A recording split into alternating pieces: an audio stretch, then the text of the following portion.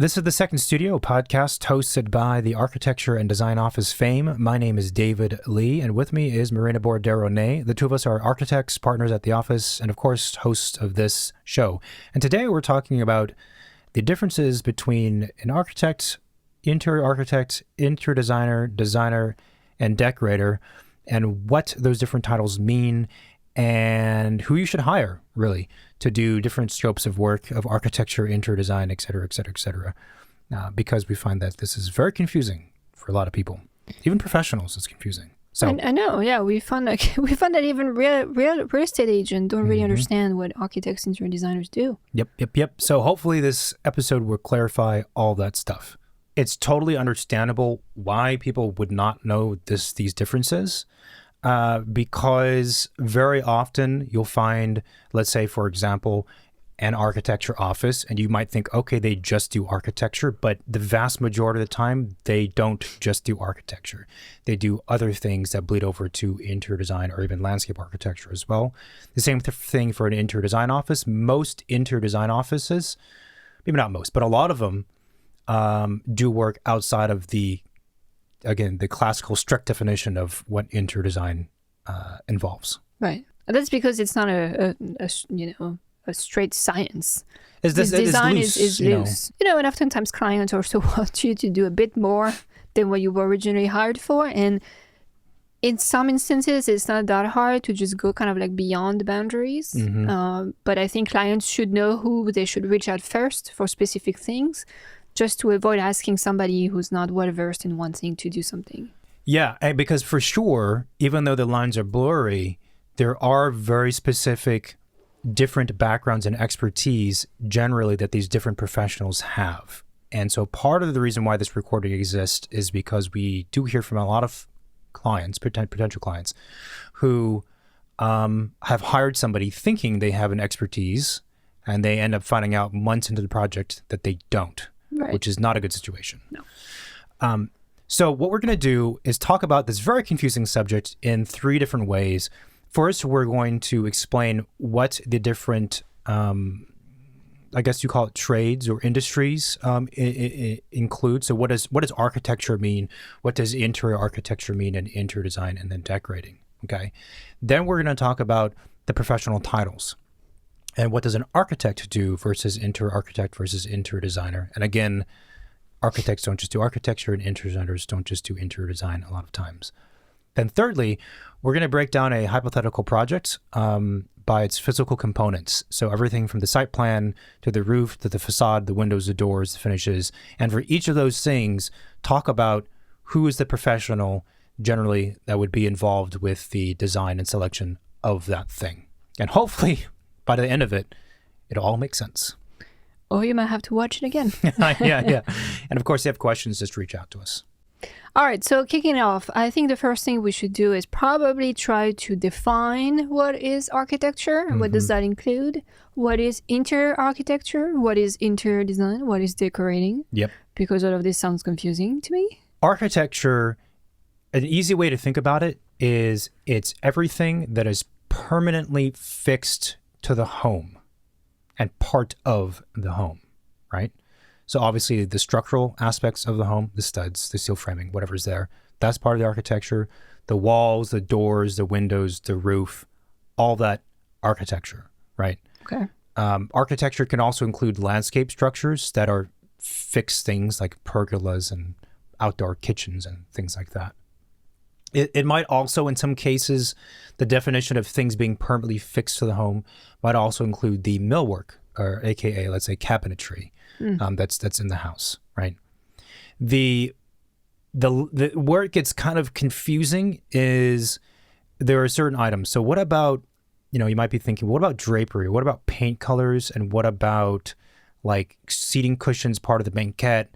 And what about chandeliers? Well, I mean, that's clearly not architecture. But it's fixed to the house.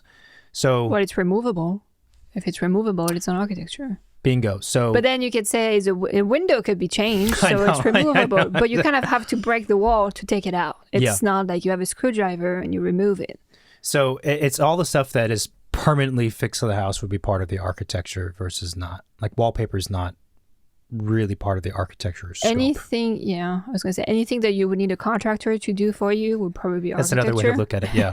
Yeah. Versus, just you being a handyman or handy woman doing your wallpaper yourself. Yeah. And I think this is an important distinction because a lot of people think that architecture means exterior. No, it doesn't. Oh. Architecture means every single thing permanently fixed to the house, inside, outside, within the walls, all of that, right? It's not just an exterior thing. The second phrase is interior architecture, and this is quite frankly one of the most confusing ones of the set that we're describing.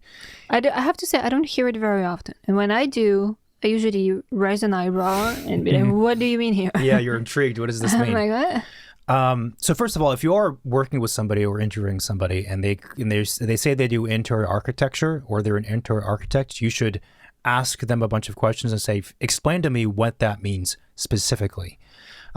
But what interior architecture really means, or what the reason why it's confusing, is that it's defined differently by different professionals for different projects, right? So I'll give you two of the common definitions that we come across and that we hear. The first is that it is just the interior portion of the architecture.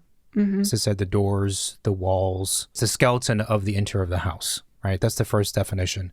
And that way of describing interior architecture is often used when you have a project that has an interior designer paired with an architect. And they use the phrase interior architecture to decide to split up scope of work. So that would most likely be for a remodel, right? If you are doing a ground-up home, the architect doing the interior architecture would also most likely be doing the exterior architecture. Not necessarily. You wouldn't have an interior architect, and an interior designer. No, so this is another point as well, is that you would think because there's this phrase interior architecture, that there would also be interior architects, which there are. However, they are not common in the single-family residential space. Interior architects are much more common for commercial types of projects. So let's say offices, right? You'll find interior architects. But in single families, not so much. You just have interior designers and architects. But so back to the example. So you have a project, you have an interior designer, and you have an architect on the project, regardless of whether or not it's a remodel or a new construction, right? And they will often use the phrase interior architecture to say, okay, architects, you are doing the interior architecture, and I'm the interior designer. I'm doing the interior design. And what that means in that case is, again, going back to the skeleton idea, that the architect is producing the interior skeleton of the house and then giving that over to the interior designer to fill in with stuff. So what would that include? Obviously, floor plans, door locations of the floor plans, and the schematic or framework or skeleton of the interior elevations of the rooms for the interior designer to then fill in and populate with their scope of work, right? So in some cases, even the built-in, the cabinetry would not be considered part of the interior architecture scope, because that might be what the interior designer does, right? So if it's a kitchen and I'm an architect doing interior architecture, it could be that I just give them a blank elevation that has the overall dimensions of the room and maybe some rough idea of like where the window's going to go, or rough idea where the fridge is going to go. But all the rest of the details for that space goes to the interior designer. Now, the other way of defining interior architecture is that it is both the skeleton of the interiors, but it's also all the stuff that's fixed to it, including the cabinetry and the millwork, built-in seating. So it's the same definition as architecture, except that you don't have the exterior component. Yes, that's one way to think about it for sure. I have a feeling that again, I don't hear the term interior architecture often, and I think my guess is that this term came about maybe to talk about remodels that are extremely extensive. Like gut remodels where you're not touching the facades, but like you're completely redoing the interior, you're completely moving every wall, plumbing, like everything. You're changing the stair, you're doing some structural, right? It's not just the surface layer that gets redone, right? It's like the bones. Yep. It's like, if it's like massive surgery, Sure. It's like maybe architecture is like orthopedic. Okay. Right? Yeah, I'm sure. Okay. It's the bones, the skeleton, all of that stuff. I don't know. Yeah. And interior architecture. And interior architecture is like the bone of the thumb or something. Is just the tiny bones next to the big bones. So here's another example. If there's an interior scope project, right? As soon as we move a wall, technically we are now venturing into we have ventured into interior architecture. If we shift an opening location from here to 3 feet over, that's interior architecture. Obviously, though, there are a lot of interior designers who do that kind of stuff. And this highlights another point, which is that, someone could have the capacity to do interior architecture, but that capacity could vary greatly. Like having the ability or the expertise and the knowledge to shift a few walls around to make a space bigger or whatever is very different from designing the entire floor plan of a house, right? Those are very, very different things. And that's where I think clients get into trouble, because you have professionals who do mostly the surface level kind of work, like you were describing. And of course, they occasionally move a doorway, they move a wall. And so they say, I can do interior architecture. Then they hire that person to do way more than moving a few walls. And that's where trouble takes place. Yeah, and it just made me think of, sometimes you visit like homes and you can tell they had like 2 or 3 remodels. Yeah. Because things start to not make sense anymore. Yeah. Or like, let's say you're redoing an interior remodel of your house and you need to relocate a few windows or change their size, right? But if you only look at it from the inside, it doesn't mean it's going to make sense on the outside and on the facade, right? So you probably need someone to have enough experience to look at it both ways and make sure that it look good both ways. Absolutely. I do want to talk about the title of interior architect, because as I said before, that does exist, not in the single family residential space, but it does exist. So what does it mean if someone's an interior architect? Well, truthfully, what it means is that they're an architect, a full-fledged licensed architect, the same license, the same exams, the same registration as any other architect.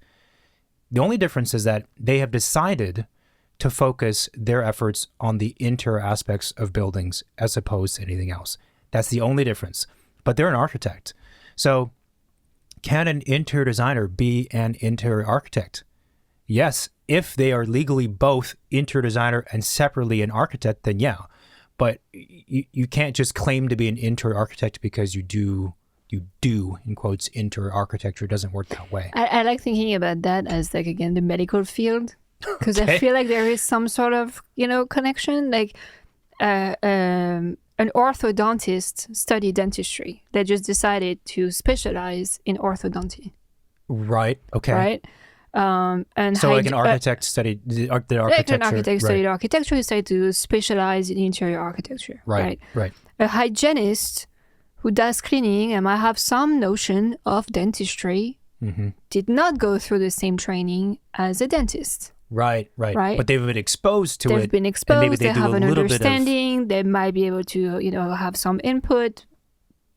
But, their training, their experience, and all of that good stuff, and is a little bit of a different level. Here's another reason why it's confusing, is that because there is this perception that architects mainly do the exterior of buildings. And a lot of architects, again, not so much in this residential space, but in other project types, they focus on the big gestures of the building, and they do a lot of exterior facade work, especially if we're talking about mid-rise or high-rises, right? High-rises is basically, well, not basically, but it's a lot of facade work, right? Yeah. But if you're an architect and you focus on the exterior of the building, you are not titled exterior architect. You're just an architect. Yeah. So I think because of that, there is trickled down this misconception that architect means exterior and interior architect means interior design or something. Well, that, and I think like you just pointed out, like if you worked at some like a big tower building, it takes a lot of time and work for the architect just to design everything for the facade, that it wouldn't make sense for them to also do all of the interiors, right? Because that would take years before it's done, right? They kind of have to like split the work with other professionals, therefore interior designers or interior architects. It could be the case, yeah. Specialization of things for sure. I mean, there's a lot of big architecture office is who have interior architects who are architects, and they do offices. That's what they do, and it's very complex. So I think that highlights some of the confusion. The next scope or trade is interior design. And what does interior design include? Basically, it is all of the, it's also fuzzy, but we could say it's usually defined as all of the functional items that are not permanently fixed to the house.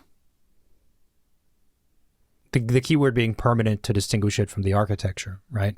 So right. Interior design includes furniture, absolutely. Includes curtains, drapery, chandeliers, built-in banquette seating cushions, wallpaper, paint. That is all interior design. Basically anything that could be easily replaceable. Yeah. That's how I think about it. Like if you need a contractor to change things, probably architecture. Mm-hmm. If you need just a good handyman or you could do it yourself, that's another way to think about it, yeah. Like you could buy a new chair. You could replace a pendant light in your kitchen. Right, depending on who you are. You could redo the wallpaper, right? Yeah, I'm not saying like you don't need an interior designer. I'm just saying like this is kind of like... No, it's true. The construction, how much construction is involved is one way to... Right. Yeah, absolutely. Yeah. Yeah, that's a good point. Architecture requires construction. Interior design does not. Like you want to replace your window with a new one. Why you probably need to hire someone to do that. You probably should. But again, though, a lot of interior design offices will do interior architecture. And my advice, again, anyone listening, is that if you're considering hiring an interior designer and they're saying we do interior architecture, find out exactly how much interior architecture they have experience doing. Because again, moving a few walls, very different than doing a whole floor plan. And then lastly, there is the decor within a house. And that's pretty kind of evident and simple, but... To me, that's kind of like the sprinkles, the sprinkles on the cupcake. You know, it's the lightweight things in terms maybe of actual weight of things. Like if you think about the weight of a roof versus the weight of a bookshelf on a wall, slightly different. Maybe it's also the things that just make a space feel personal. And if you were going to remove all of those decor items, you would not know who lives in that space. Yeah. Maybe the way to think about it. That's true. I was thinking about it as decor are the loose items that don't have a primary functional purpose. Yeah. Like a table and a chair is not decor. It's furnishing. Right. So hopefully that gives an explanation of, again, the scopes by the trade. Now let's talk about the different titles of the professionals and what they typically do. So titles, right? What does an architect do typically? A lot of things. They do a lot of things.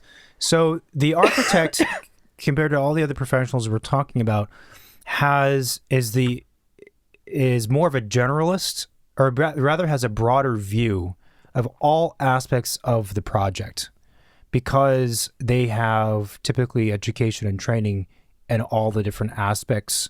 So they could be considered more of a generalist. Yes, and also in the sense that they can think broadly and specifically at different scale. At different scales, yeah. They can think like, side scale. They could think like small wall detail scale, which maybe makes them unique in the realm of professionals involved on the project. So what would an architect be used for? An architect would be used for site planning, which we'll describe in greater detail in a bit. But site planning, they would design the architecture. Again, that's everything that's permanently fixed and part of the house. That includes the facade, definitely. They would do all the full interior architecture. Again, it's not just about the exterior. Obviously, floor plans of the entire house that we're kind of talking about. They're involved with the structural elements of the home, but also the non-structural elements that are, again, fixed and part of the house. And they might also be involved with the interior finishes of the house. Yeah.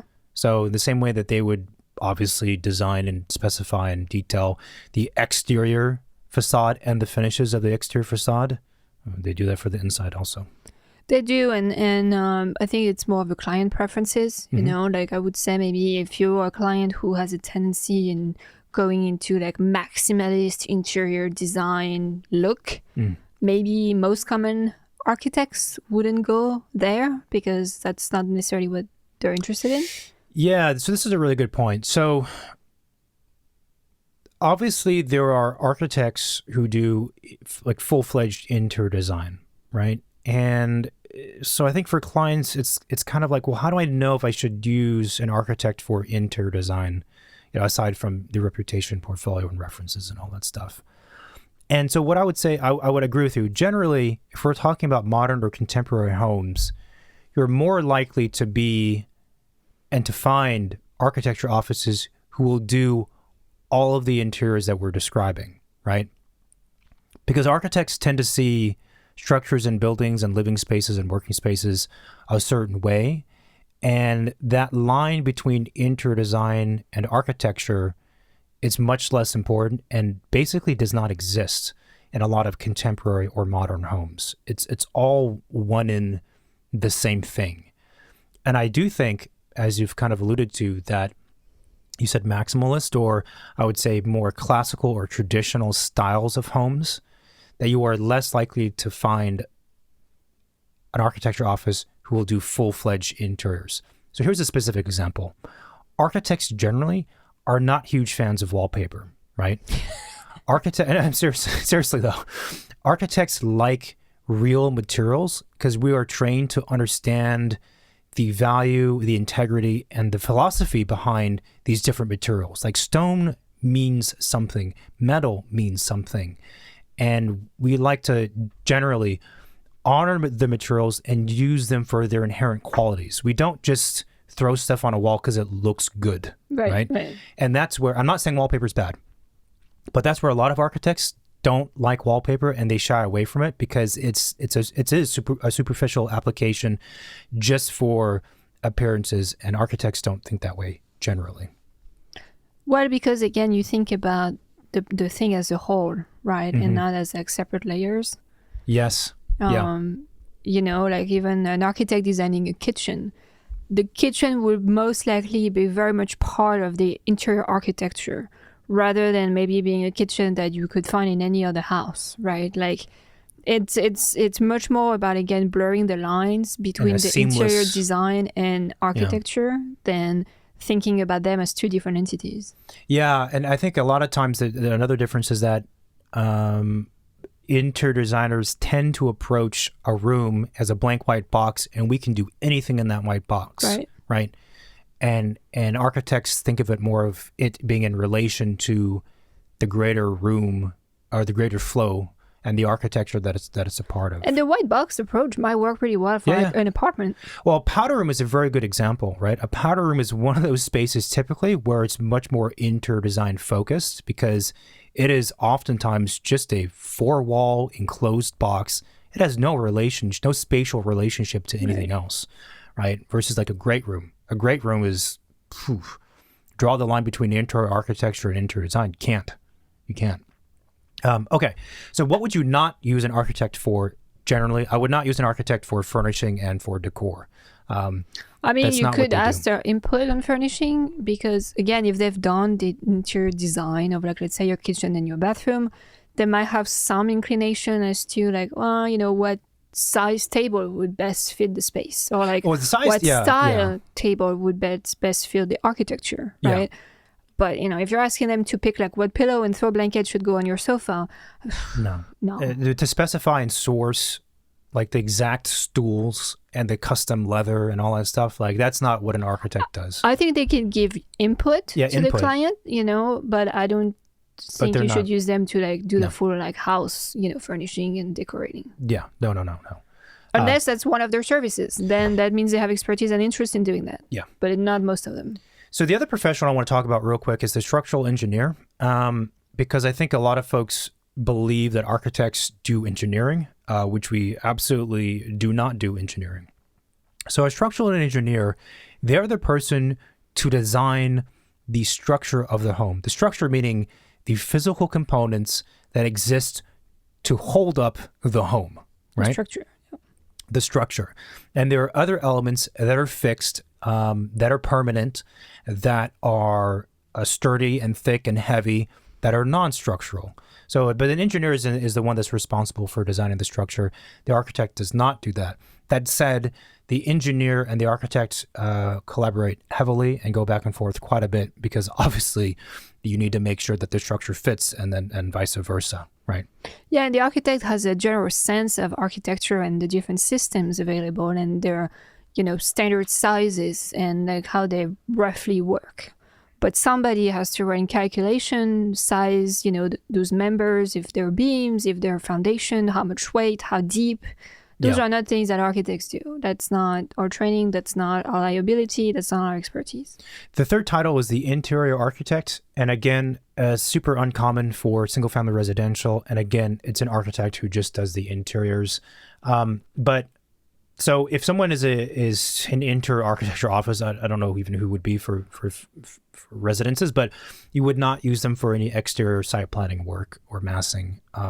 You would still need an architect to do all that stuff and to figure out the envelope of the building. And again, to make sure that the exterior looks great when you have a great performing interiors, which is also one of the more challenging parts about architectures. But not to say that, if let's say their portfolio only shows interior work, that they don't have experience doing exterior architecture and site planning. It might just be that they're not showing you these projects, or that they haven't got a project to do that. Right? No, but that's true. It's different from like a firm that is only interested in doing interior architecture.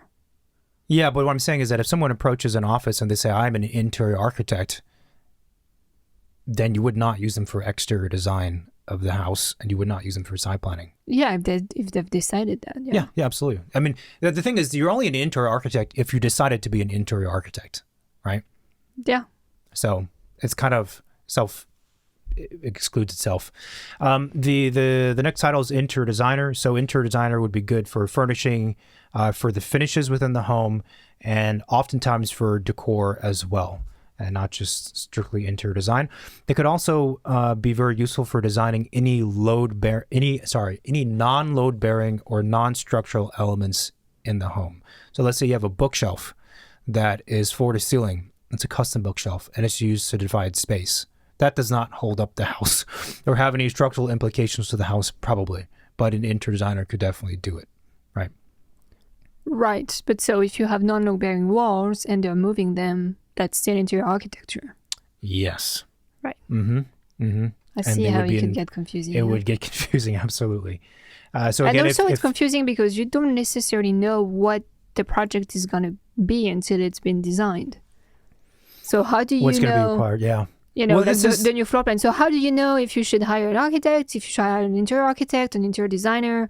You don't know if you're just going to be building full height bookshelf or if you're going to be changing the interior architecture, right? This is a really good point. So let's talk about this real quick. So that's one of the reasons why that finding an architecture office who does the interiors is a great place to start. Right. Because again, that architect, they're trained to see the property from the bird's eye view, from the aerial view of like the roof, the massing, the overall building footprint, the site plan, down to the exterior of the house itself and down to the interior. They have the whole, as you said, detail to kind of zoom out perspective. So when they see a problem that needs to be solved, they will find a solution that makes sense to solve that problem, considering all of these things. And the strategies to solve that problem might be within different scopes of what we're describing, right? And so what you're saying is that it's very difficult then to go to the professional who only operates within a narrower area to say solve this problem. Their solution is only going to be, and their field of thinking is more likely to only be within that very tight range. When in fact, to fix your kitchen or the bathroom or whatever it is, no, you can't just put wallpaper up and call it and it works. No, what you need to do is tear down that wall. That will be 1,000 times gain if you do that, or whatever other things involved. Mm-hmm. So what would you not use an interior designer for? You would not use them for site planning. No, you would not use them for the exterior design of a building. Honestly, absolutely not. That is I don't want to get into it too much, but when it comes to facade design and exterior design, it's actually very, very different from interior design. Super different. And I think some folks think that because they have the interior designer has a good eye, that they can apply that to the exterior and it'll be fine. It's a different level of compositional thinking, for sure. Yeah. Again, when it comes to the interior architecture, an interior designer is usually adept at partial interior architecture and not necessarily full interior architecture. Then the last title is the decorator / also designer. So here's the thing with these both titles of designer and decorator.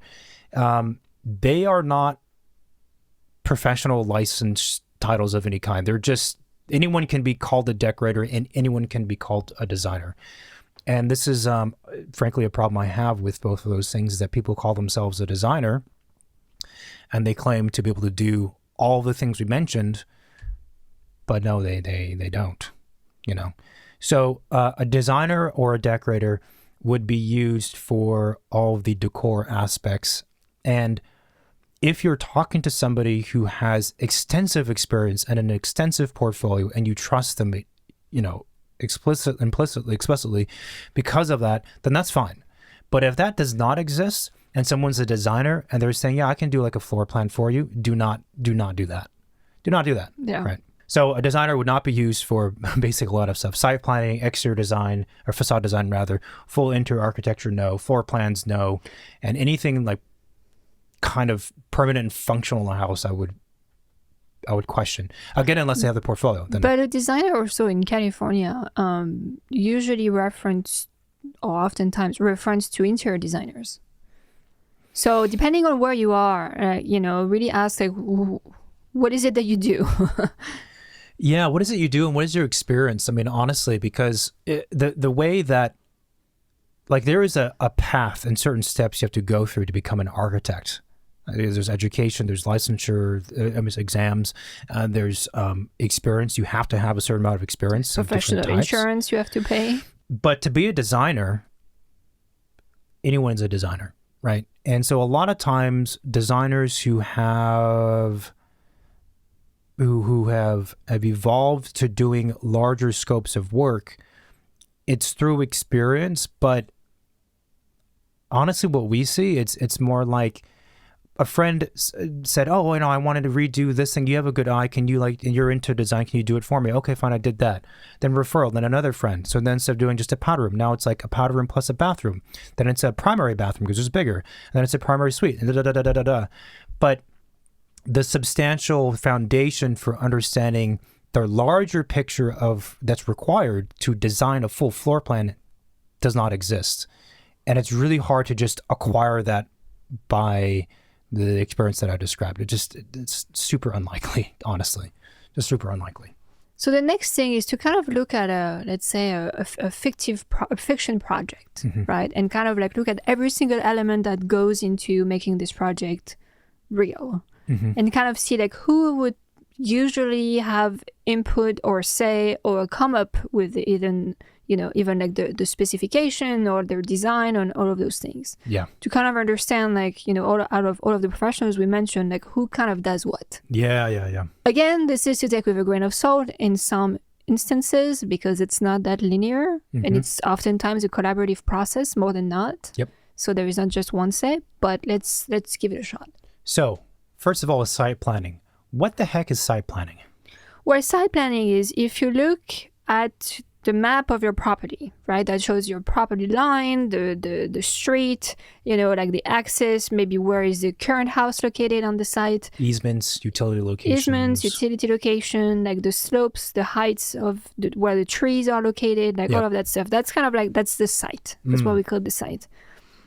Site planning, if you're, let's say, planning to do an addition to your home or tear it down and build new, it's kind of like coming up with a game plan that makes sense on where to locate the new house. How far can you go in terms of like setbacks and zoning regulation and all of those things? It's also looking at the landscaping. You know, where do you enter? Do you have a different entrance for your car? How big is your driveway? Do you need 1-car driveway, 2-car driveway? Is it a carport? So it's sort of like, I kind of like to think about it as master planning, and I probably default to that term because of my urban design background. But, in a master plan, you're laying out sort of the framework for what's to take place, but you're not going to great detail of the thing. So the site plan does not include like facade design. That might be obvious, but that's not that.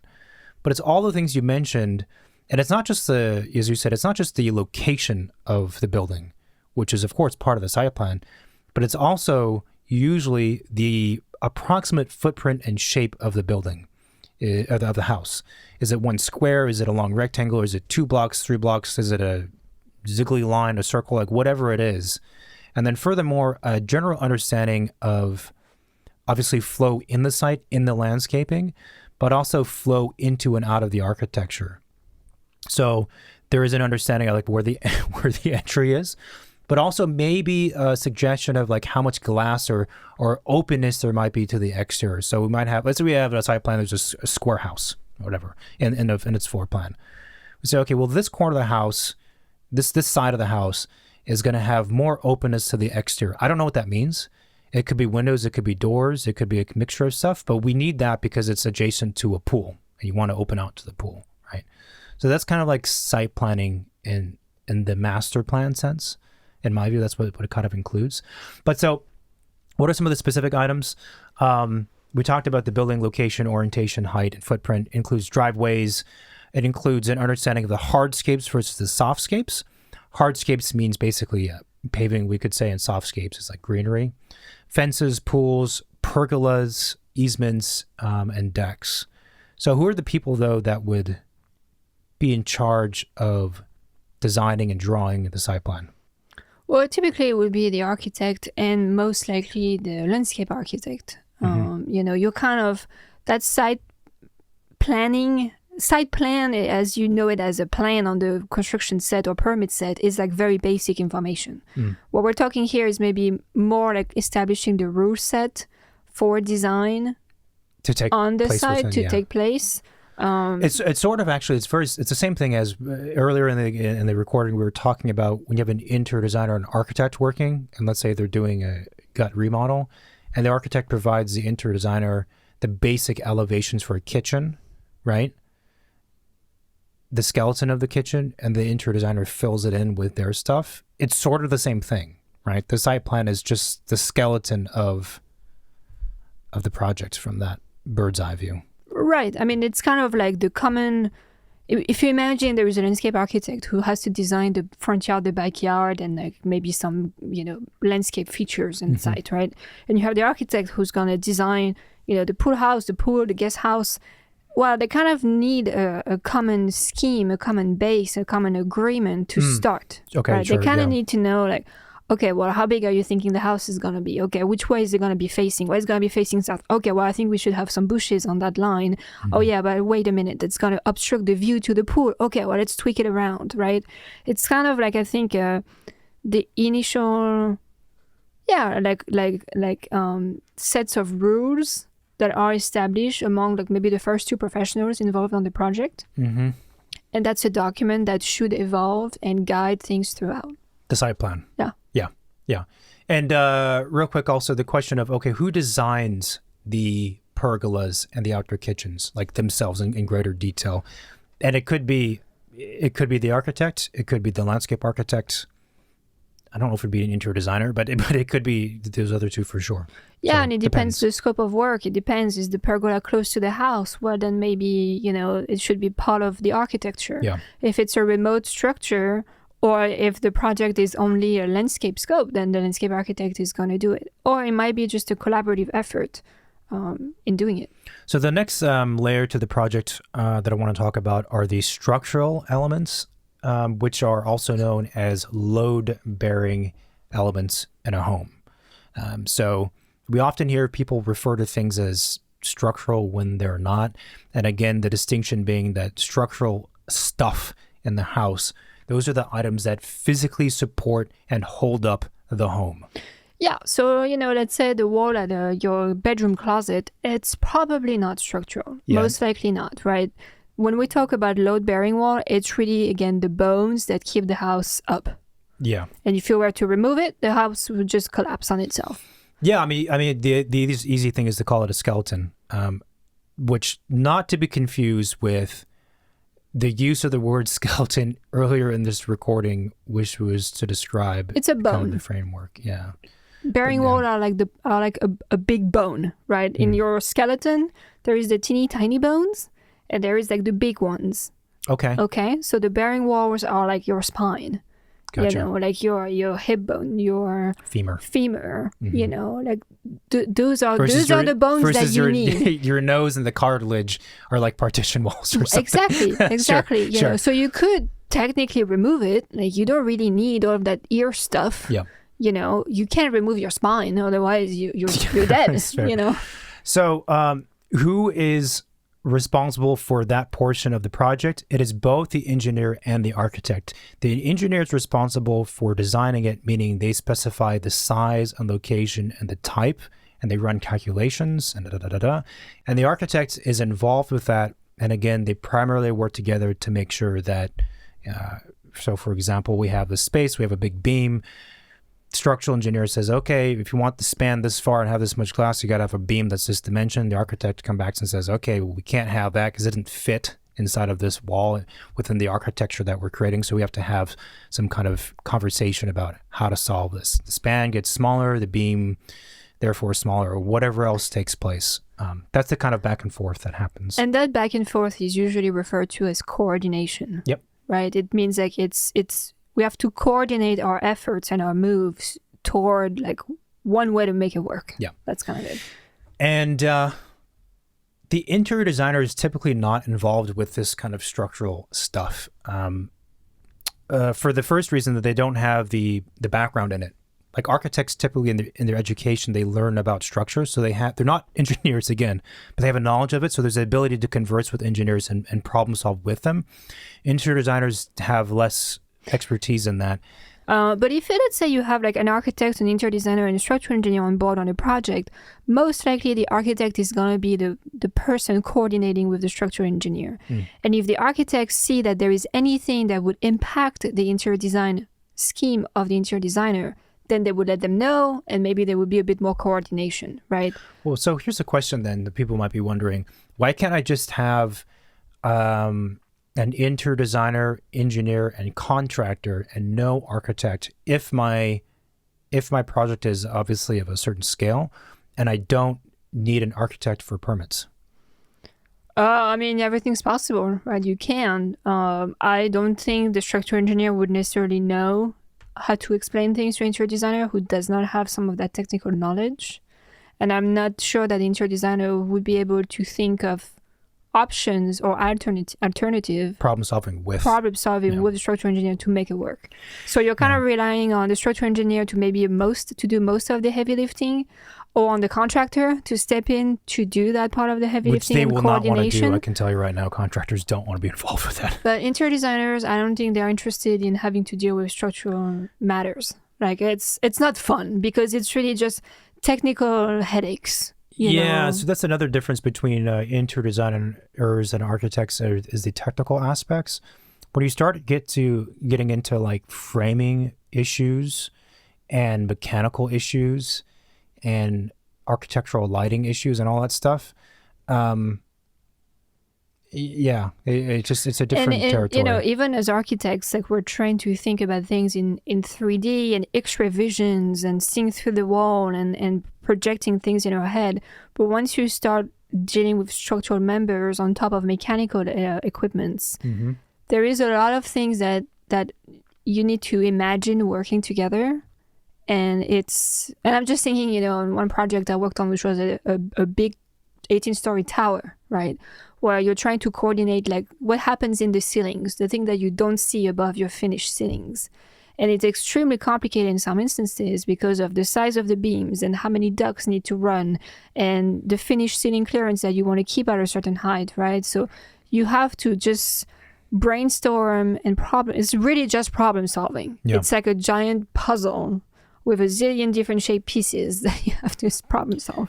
Yeah, it's a form of design because you have to be creative, but it's not design on the pretty sense of it. But oftentimes also those technical problem solving design, whatever you described, impact the surface layer of design. Yeah. Right? Because it impacts how big the room is or the ceiling height or whatever it might be. So this is where when clients hire, like, that's why you often do want an architect, because the architect is the one who bridges the gap between all these different people. And when you have the team that's composed of, as I said before, the interior designer, the engineer, and the contractor, who are all specialists, more so than the architect, you end up getting to construction, there's like weird stuff that happens because someone didn't have the foresight to see it. So that's that. The next few elements are pretty easy to knock out. So who does the roof? The framing is designed by the structural engineer. The finishes, if it's like, shingle, asphalt, concrete, wood, metal, or whatever you want, the architect would be the one selecting that. Exterior facade is the architect.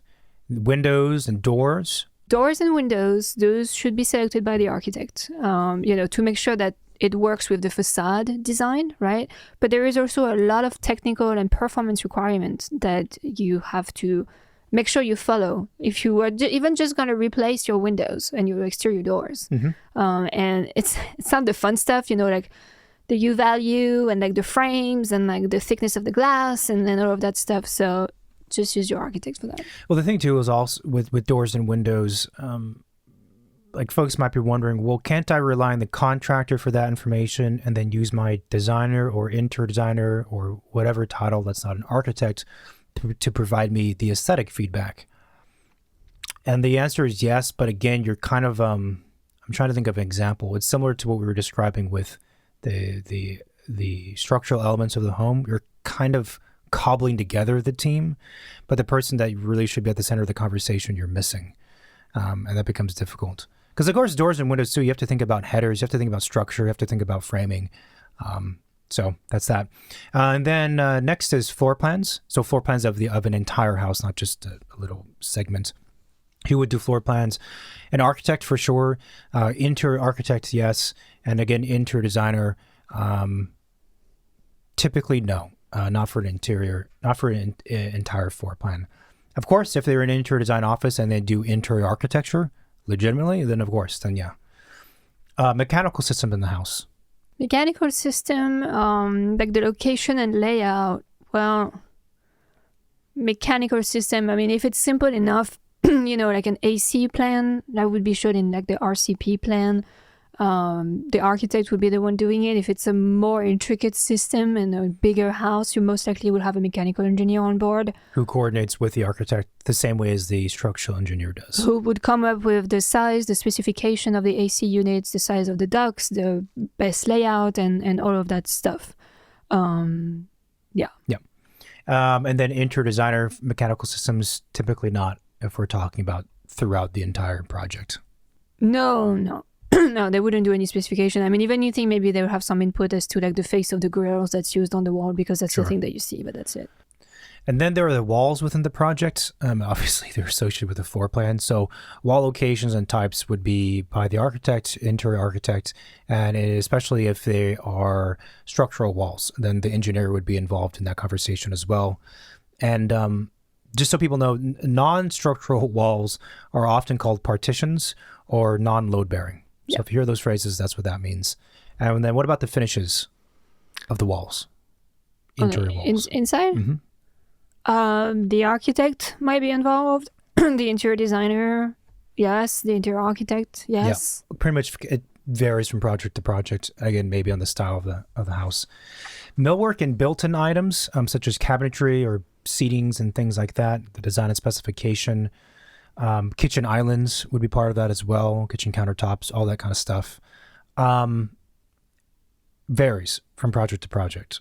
Again, I think if it's a more contemporary home, the architect's probably more likely to be just taking care of all of that. Certainly in interior designers and a lot of interior design offices do that work as well. I would say though, that the way that they approach that scope of work and their documentation and their process is generally very different. Can you expand on that? Between an architect and an interior designer in a lot of cases. For millwork? Yeah. Like what? Most often, if an architecture office is doing that scope of work, you will see fairly thorough construction drawings for those items, for the kitchen, let's say.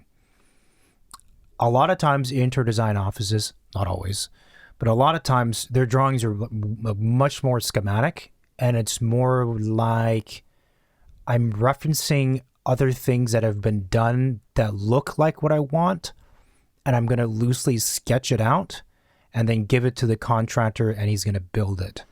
Well, I think it comes back from the training. Architects, we do details of like wall section, window detail, floor transition, roof, and so on. So we're used to do like very heavy, complicated, detailed drawings.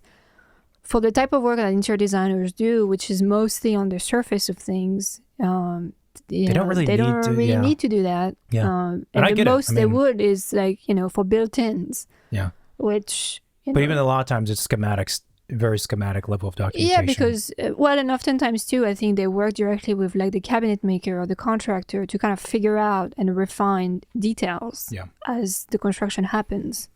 So I don't know that's worth, but just be aware there's a different kind of approach, generally speaking, between the professionals. Architectural lighting. So architectural lighting, well, what is architectural lighting? Architectural lighting is kind of like the ambient, invisible lighting, right? The things that are not decorative lighting, the things that don't stand out to be a feature, right? Yeah, that would be the themselves architectural are the feature, right. So recessed ceiling lighting is architectural lighting, right? Yeah, cove lights, or like if you have lights in the stairs, for example, lighting up steps, that would be architectural lighting too. Lights that's part of the architecture. And typically the architect is the one, or the lighting designer, if you have a lighting designer, the architect is the one who is responsible for that scope, unless the interior designer. Of course, there might be conversations, but that's generally... usually there are different. Again, it's not fun. So I feel like interior designers are lucky in the sense that they tend to focus on the fun stuff. Sure. And the architect, not so much. Whereas we have decorative lighting, which again is lighting that is meant to be a feature, like a pendant, a wall sconce, a lamp, a chandelier. And those would typically be in the interior designer's purview and not the architect's. Yeah. And then next is the lighting plan. Yeah, the lighting plan, well, it comes back to who is in charge of doing the lighting selection and layout, right? So if you don't have a lighting designer on board, the architect's probably going to do what we call RCP, which is reflected ceiling plan, which basically shows the layout of like everything that's in your ceiling that you see on the finished ceiling, not things that are behind. That's a different plan. If you have a lighting designer, they would be the one doing the plan. The lighting plan is not just the location of the lights, but also which switches control those lights. It shows switch location, it shows wiring, it shows the type of switches, if it's on dimmer, if it's a motion sensor, it shows sprinkler, it shows even, like sometimes the lighting is combined with the electrical plan. Yeah. So because you can hand that off to the electrical trade outlet on locations. site. So outlet location, smoke detectors, those types of things. Okay. And then plumbing. So there's plumbing fixture locations, and then there's specification of the plumbing fixtures themselves. And we separate them because the approximate location is important for permitting reasons. So it's more the case that an architect will be open to helping you locate where it should go, because it's where the sink should go, because this is where the island is, and whatever. Architects are generally less involved with the specification of the plumbing fixture itself. A lot of times they'll either let the client do it or the interior designer will do it. Well, it depends. If they were hired to design the kitchen or the bathroom, then they most likely will select which one and say exactly where it's supposed to go. And what about equipment? Equipment, well, if it's appliances, again, if an architect, let's say, is hired for designing a kitchen you need to know what goes in the kitchen in order to be able to design it, right? So the plumbing you have to know, and the appliances you have to know. So you can advise the clients as to which one they should select, which one they should buy. We've seen clients buying their appliances on their own, just going to showrooms, speaking with a rep, yeah, getting but that's advice. a cheap way of doing it. I mean, that's not. You do that if anyone who's doing like a custom home, you don't do that kind of stuff. You let the professional present you options that make sense, because the professional knows, all the stuff that needs to be considered. Okay, the next thing is furniture. So as we mentioned before, the architect would most likely not be the one selecting furniture. Neither is the interior architect. You're most likely going to have to work with an interior designer or even a decorator, which, depends if they're well versed in doing that. And then lastly is decor. Pretty straightforward. Architect, no. Interior architect, no. Interior designers often do decorating as well. And obviously an interior decorator would do decor.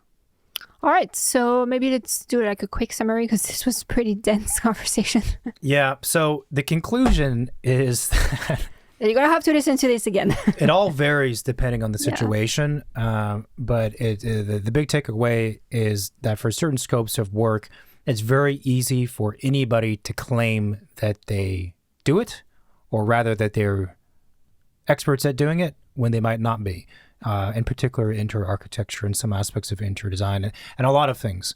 So if you're a client looking and you're talking to different professionals, like ask them to explain this stuff. Generally though, when we move from the professions of architecture to interior design, and then designer and decorator, the big difference is that the knowledge of site planning, the knowledge of structural stuff and mechanical stuff, and the overall knowledge, bigger vision picture of projects lessens as you go further on that spectrum, right? So that's one way to think about who you'd want to speak with depending on your scope of work. Yeah, and I think it comes back to, again, asking people like what they do exactly. Maybe even the first thing is just to sit down and think about what you think you might need. Oftentimes I think clients kind of jump the gun and go to that one first person they can think of, rather than just kind of sitting down, assessing what they're trying to do, and maybe try to think who might be the best fit for that, or who it would make sense to ask that. There is also a tendency sometimes in like rushing into hiring that first person, when I think it wouldn't hurt maybe, for people to like ask an architect, ask an interior designer, ask a decorator, and see maybe like what each of these three people tells you about your project.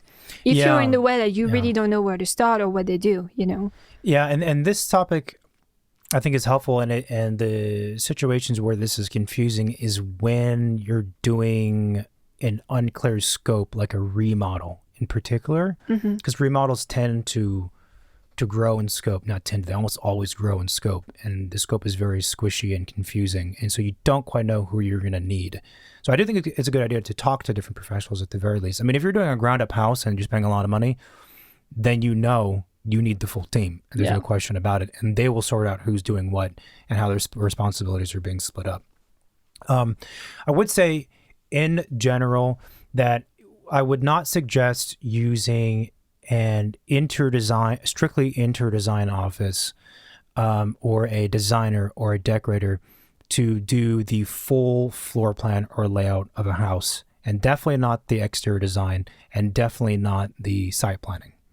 I would also say that in general, I would not recommend using a strictly architecture office to do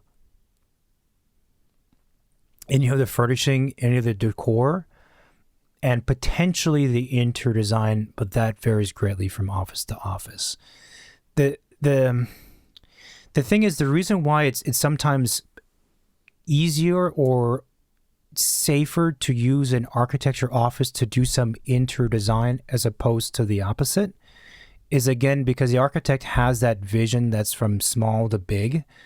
And if you have a floor plan and a house, say specifically a floor plan that has good flow and good spaces, that kind of matters the most, right? if you have a house that's a bad floor plan, no amount of dressing things up is going to fix it. It just won't. So hopefully that makes sense. Yeah. And of course, with all this, though, there's a huge asterisk because there are plenty of architects listening who are like, this is nonsense. I do full interior design all the time. And there are plenty of interior designer architecture office or interior design offices listening saying, this is nonsense. We do full interior architecture and we're great at it. And that's definitely the case. We're a good example of being one of those, I guess you would call it exceptions or folks. But well, and again, we're trying to address like the majority of the professionals, not like the minority that do things a little bit differently. And again, trying to give some basics to people outside of our field. Yeah, and I think another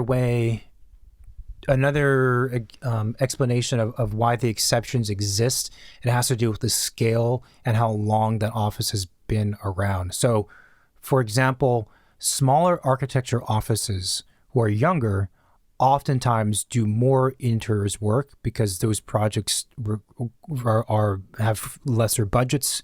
They're easier to get in that sense. So a lot of architects, when they start off, they do interiors kind of things. It also depends on where you're located. If you're in an urban environment like New York City, every architecture office, a lot of them, they practice mostly as interior designers and interior architects, right? And similarly, if you're there's an interior design office, but they have dedicated, fully licensed, like true architects in their space. And again, just having a conversation with people. What you see on their website and online isn't necessarily clear, or it's not necessarily like what they do or what they've done even. All right. Thank you, everybody, for listening to this episode. If you like the show, please leave us a review on Apple Podcasts, Spotify, YouTube, anywhere you can find us. We also have the website, secondstudiopod.com, where all of the episodes are on there. We're on social media, Facebook, Twitter, and Instagram. And we have the hotline, 213-222-6950, that you can text or leave a voicemail. If you like this recording, please share it around, pass it to your friends, your colleague, your students, your kids, whoever might be interested in listening. And more to come your way. So stay tuned. Great. Thanks. Bye. Bye-bye.